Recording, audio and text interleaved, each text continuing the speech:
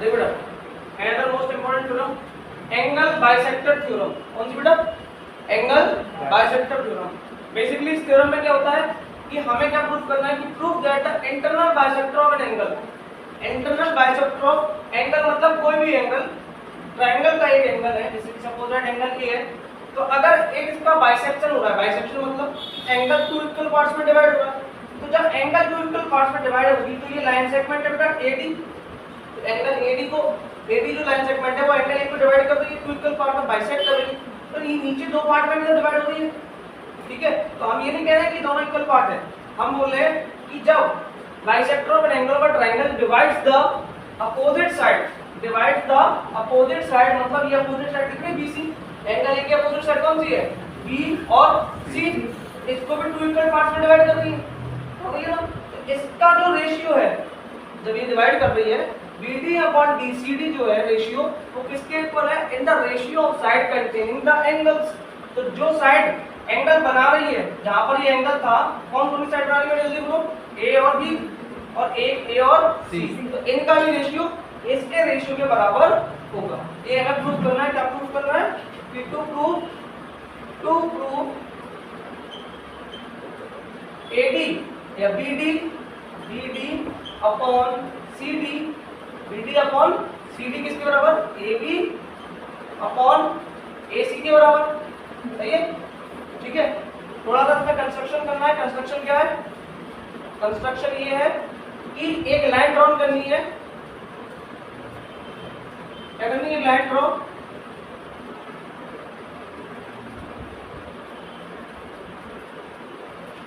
Reduce, क्या करना है कंस्ट्रक्शन में? रेड्यूस या draw line, draw a line, कौन सी बेटा? सी, यहाँ पर मान लेते हैं पॉइंट ई, क्या है? C E which is parallel to BAD, किसके पैरेलल प्रूव करनी है? किसके पैरेलल बनानी है? BAD के पैरेलल एक लाइन बनानी है, CE, ये वाली लाइन के पैरेलल बनानी है हमें, ये वाली लाइन, ठीक है। And reduce A to E और A से E हुआ कर देना बेटा, कनेक्ट कर देना, ठीक है। आई बात समझ में? ठीक है। क्या बोला कि एक लाइन सेगमेंट बनानी है आपको C से E तक, जो कि किसके पैरेलल होगी? AD की, सही है। चलिए अब ये बताइए, अगर ये दोनों लाइन क्या है? आपस में पैरेलल में, पैरेलल है, तो अगर हम इस ट्रायंगल में देखते हैं, ये मान लेते हैं एंगल नंबर 3 और ये मान लेते हैं बेटा एंगल नंबर 4, सही है। ये क्या है? एंगल नंबर 3 और ये क्या बेटा? एंगल नंबर 4, ठीक है। अच्छा, अगर ये दोनों लाइन पैरेलल है, कौन सी? AD is parallel to CE, ठीक। पैरेलल लाइन में मुझे ये एंगल कौन से होंगे? इक्वल होंगे। एंगल 2 और एंगल 3 क्या होंगे? इक्वल होंगे। एंगल 2 इक्वल टू एंगल 3 कौन से होते हैं बेटा? ये alternative angle, alternative angles. Alternative angle कब बनते हैं? जब दो पैरेलल लाइन हो और एक ट्रांसवर्सल कट करती है, तो ये वाले एंगल कौन से होते हैं? ऑल्टरनेटिव होते हैं, आते हैं। कौन से होते हैं? दो पैरेलल लाइन पर ये Z फॉर्म में जब बनते हैं, Z वाले, देखो Z बनना है, दिस एंगल 2 और एंगल 3 क्या होंगे? आपस में बराबर होंगे, सही है। और एंगल 1 इक्वल टू एंगल किसके होगा? एंगल 4 के बराबर होगा। क्यों? क्योंकि ये भी तो पैरेलल लाइन ही है, पैरेलल लाइन है, पैरेलल लाइन पर ये अपोजिट एक ही फेस में एंगल बनते हैं। जैसे ये दो पैरेलल लाइन है, तो ये वाला एंगल और ये वाला एंगल क्या होते हैं? इक्वल होते हैं ना। F में कौन से एंगल बनते हैं? ये पढ़ा जाता है F में। F के अंदर कौन से एंगल बनते हैं? Corresponding angles. तो एंगल 1 ये वाला एंगल और ये वाला एंगल क्या होगा बेटा? बराबर होगा। कौन से angle? Corresponding angles, corresponding angles, सही है, ठीक। तो आइए इस पर किधर देखना है? In triangle BCE, in triangle BCE, अगर BCE ट्रायंगल में AD जो है, AD इज पैरेलल टू किसके बेटा? CE के। तो by Thales theorem, Thales theorem क्या कहती है? थेल्स थ्योरम कहती है कि AB क्या?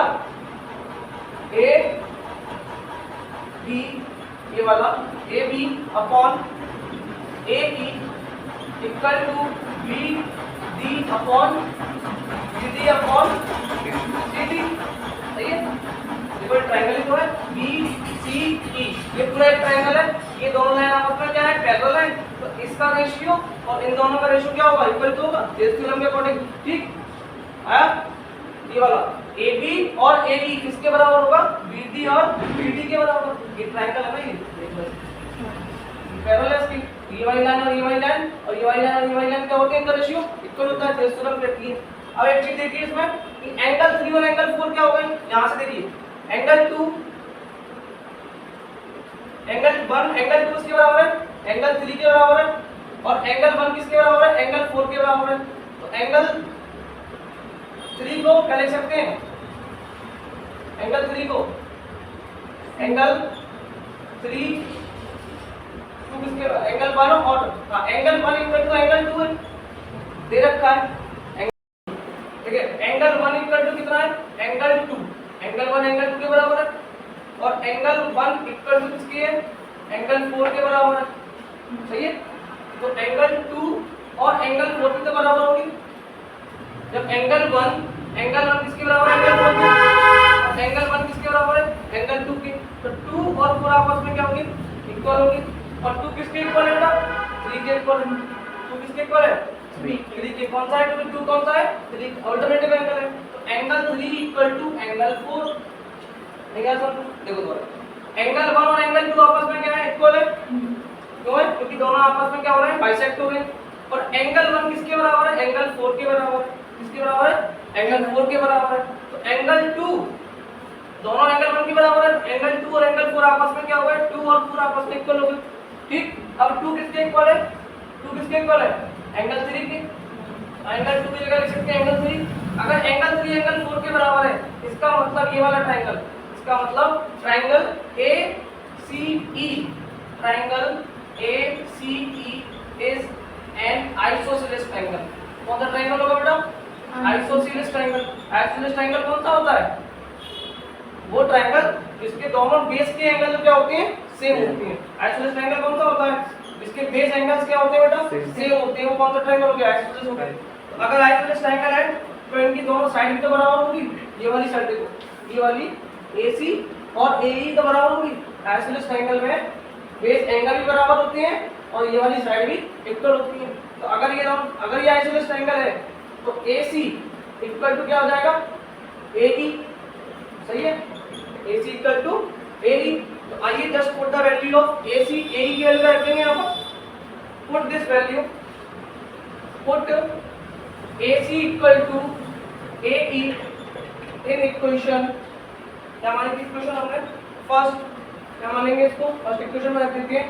तो कितना था बेटा, AB upon AE equal to BD upon कितना CD। अब AE की जगह रखना है AC, क्या रखना है AC, और ये हम चेक कर लीजिए, AB upon AC, AB upon AC equal to BD upon CD, BD upon CD। ये हमें क्या करना था, प्रूव कि जो एंगल होता है वो 2 इक्वल पार्ट में डिवाइड करता है, तो नीचे जो थर्ड साइड है, अपोजिट साइड है, वो भी इक्वल रेशियो में डिवाइड होती है। वो किसके इक्वल रेशियो में होती है, AB अपॉन AC के